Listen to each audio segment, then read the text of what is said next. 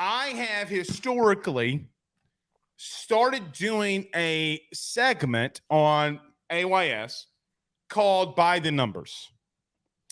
And I got to admit something. I love watching Kansas. I loved watching them on the Friday against Illinois. They're fun to watch. I loved them watching them against BYU this past week. Looked good there. But, Joe, I got to admit something. Did you know that Kansas is 12th in the country in rushing offense? Did you know that they are 21st in the country in total offense? Did you know that Kansas has a 25 top defensive team? And it's not going to matter because Texas is going to waltz their happy ass in there. And I just think that they have the better athletes. But I think that if there is an upset of brewing, Kansas can be the team that does it. They don't have to have the better talent. This team is so well coached, and Jalen Daniels could go off at any single moment. Joe, I'm really intrigued to watch this game, even though we could be sitting here on Saturday and it's a complete blowout. This game, I think, is really fun to talk about because it could really go two different ways, as you're mentioning. Kansas has looked really fun to start the season. Their performance against Nevada was concerning, but their win over BYU, I think, shows that they can show up and they can finish as the third or fourth best team in the Big 12. There is a lot of potential for that, but there might be a talent separation gap, as you've talked about, separating Texas from Kansas. I really do think at the end of the day, Texas wins this football game for what you just said. They've got a lot of really good athletes offensively. Adonai Mitchell, Xavier Worthy, Jatavion Sanders, all of those guys are explosive athletes. They're going to be put on full display again with this game in the national spotlight. But as you said, if there is an upset, I actually think that there is a lot of potential for Kansas to pull this damn thing off because I watched them, man. That offense is really freaking fun to watch. Jalen Daniels is a really elusive athlete. He's underrated as a college quarterback. He's got a good arm. He's got a quick deliverer of the football. The ball gets out quick. He makes good decisions. Devin Neal is not recognized enough for as good of a running back as he is. Like, he is in the top 10 discussion of running backs in college football, and I don't think he gets brought up at all when we try to have those conversations. That run game has to be effectively stopped by Texas, and I feel like with what was allowed by Alabama, despite how crappy Alabama has looked, is a little proof of if Kansas shows up with a slightly better, actually not a slightly better, a much stronger cohesive unit that can actually throw the ball, that can cause some problems for that Texas defense. I will say, though, one of the things that did concern me when I watched some tape, I feel like Kansas does not do a very good job of covering athletic tight ends. That having against BYU and Jatavion Sanders is the type of guy that could do some damage in this game if they don't cover him effectively. So Kansas is 47th in the country in passing yards allowed. Keaton Slovis did have 2 interceptions in this game. He went 30 of 50 for 357 yards. And the only thing that I can continue to think about Kansas is, man, I know that we talk stuff about Quinn Ewers. What Quinn Ewers is going to show up? You know, like what Texas offense in the first half of this game is going to show up? Because if you are playing slow and playing sloppy against a team like Kansas and you keep them around, you're going to lose. If Texas has to go out here early, start throwing haymakers, start laying down the wood, no pause, no lube, they're going to have to take it to them early, because if they let them stay around, this Kansas running game is going to get going. Joe, they ran the ball for 221 yards this past week. Devin Neal is another guy. But the Highshaw kid had 8 rushes, 60 yards. Jalen Daniels, 9 carries, 54 yards. They run the ball at a very effective clip. And that's what makes them the 12th best offense rushing offense in the country. Now, this game, Joe, even though I continue to hear people, well, Texas should blow out Kansas. Well, I do think that there's going to be, if Kansas has some early success in the running game, Joe, they're going to try to play a little bit of keep away here and try to keep the ball away from that offense. If they're able to establish the line of scrimmage early, it could be a long day for Texas. But when you talk about green grass athletes, Kansas just doesn't have it. They're 47th in the country in passing yards allowed. I don't know if they have enough to stop. I don't know if they can scheme things up enough. Maybe they can contain Texas to some extent. Slowing them down, they will not be able to do it. This is one of those games where if you're Kansas, and they did it against BYU, they forced a ton of turnovers. There was the one play where I think it was like a safety or a corner came flying downhill, pops the ball out, and they picked the ball up. I don't remember off the top of my head if that was actually ruled a touchdown or not, but like they had multiple picks, forced fumbles. They fly all over the field. They hit. You got to force an early turnover to build some momentum and then start to get that ground game going. I do kind of sit in that same boat as what we're talking about here. The upset would be fun for the chaos of the landscape of college football. But realistically, if Texas plays the way that they did against Alabama and they continue to show up for the ranked opponents on their schedule, they're a really good team. They're a really, really freaking good team. They have 5 stars across the board that are starting to hit their rhythm. They waxed Baylor. And I know Baylor is just a dead carcass waiting to poor be. Dave, man. Poor Dave. Waiting to get taken to the morgue the way that they're looking right now. But you got to come out swinging.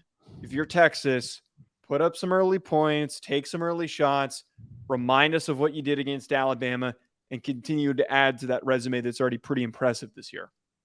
Well, I don't mean this to say this in a wrong way, and I know you can't do this, but this is why this game's intriguing to me. Not that I buy into this. I don't put any stock into it, but this is why this game is very intriguing. I kept thinking if Milroe can do what he did against Texas defense, why can't Jalen Daniels? Right. And actually complete passes. And actually somebody that can complete passes, which makes it interesting. I just don't know because, I asked people this too. If Kansas were to come with the upset, Joe, I'm putting them in my top 10. I'm taking Washington out. You just want to antagonize me. You didn't even need to say Washington. You just want to antagonize me. Take LSU out then if you want to rank Kansas. I'm not doing that yet. I'm not doing that yet. And then look, LSU could lose to Ole Miss. I don't know. I do think that you're going to have a serious conversation with yourself if you don't put Kansas in the top 10. Joe, they'll be 5-0. Yeah. They will. I mean, okay. Actually, wait. Wait. I'm gonna stop the cap there. They did not look good. They didn't look good against Nevada. You're not a top 10 team. Good against Wyoming. They still won by 21 points when they turned it on. Let me pull but here's the thing though. I agree with what but didn't Wyoming win Saturday? Wyoming's 3-1, brother. Wyoming did win. They beat App State. I won some money on that. But for Kansas, they blocked a kick, and David Cohn from Crane & Company says, doesn't it feel good, App State? Because he was on that team when App State blocked that kick against Michigan, yes, and took it to the hizzy. It's a little salty. Wyoming might be the best group of 5 team in the country. Okay, but Nevada sucks. They're 0-3, and Kansas only won 31-24. Nevada's losses that they've notched this year are to Texas State, to Idaho, which I love the Vandals. They're a top 4 FCS team for me. And they've also lost to Kansas and USC. Joe, BYU, a team that they beat last week, legitimately only beat Sam Houston 14-0 and then beats Arkansas. Nevada doesn't have a win. To only win against a winless team, this is a really dumb argument. I love how that we can just argue about anything. Kansas isn't a thing. Well, you're a Gen Z and I'm not. I'm having to battle for America here. I'm going up against a Gen Zer. I'm not Gen Z. I'm just barely not Gen Z. I think. I don't know what the cutoff is.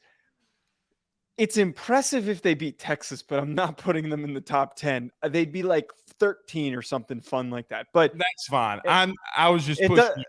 I know it doesn't matter because Texas is going to win this game. I think I that do we're going to agree. continually be reminded that there are, as you love to phrase it, green grass athletes, that guys that just pick up speed in an instant. I think that there's going to be probably like a couple long touchdowns to Xavier Worthy and Adonai Mitchell. And we're going to be like, I think Sanders is damn. going to go off. I think the tight end Texas Sanders could go off.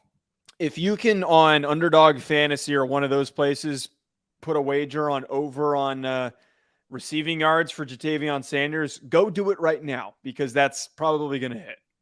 Probably will. One last thing about this before we get to overreaction Monday. Yeah. If Lance Leipold is to beat Texas by some way or another, he's gone from Kansas. It won't matter what happens. It won't matter what happens the rest of the year. Yeah. Michigan State could come calling. What happens at A&M? Who knows? I still think A&M could go 8-4, 9-3 with Max Johnson. I think they could hold down the fort until then. I just think it's interesting. I do think it's – but, and another thing too, Joe, Kansas, for what it's worth, they poured $300 million into football.